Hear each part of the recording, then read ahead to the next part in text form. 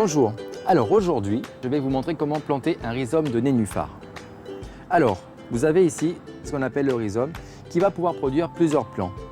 Voilà par exemple un exemple, un début de départ ici, un autre là et bien entendu la partie principale. Vous allez donc utiliser une vasque. Au fond vous allez mettre de la terre végétale, du sable de rivière, un peu de gravier. Pour le planter, c'est uniquement les racines qui doivent aller en terre. Le rhizome ne doit jamais être enterré. Une petite astuce pour éviter qu'il ne remonte car ça flotte.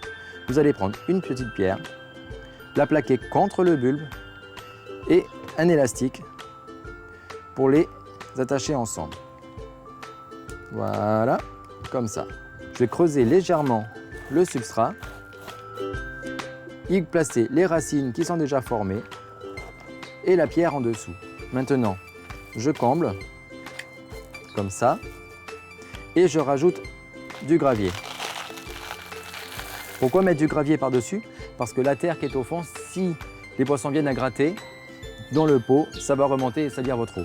Maintenant que vous avez planté votre rhizome de nénuphar, vous allez pouvoir le mettre dans votre bassin, délicatement laisser rentrer l'eau par le fond du pot. Une fois que tout est vraiment plein, vous l'enfoncez jusqu'au moment au fond du bassin. Ensuite, ce que vous allez devoir faire, c'est que tous les ans, ce rhizome, il va falloir le diviser. Donc là, on a vu que la partie avant était déjà bien feuillue.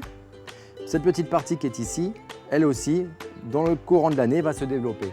On va pouvoir détacher une autre partie du rhizome et en faire 2 pieds ou 3 selon la croissance de la plante.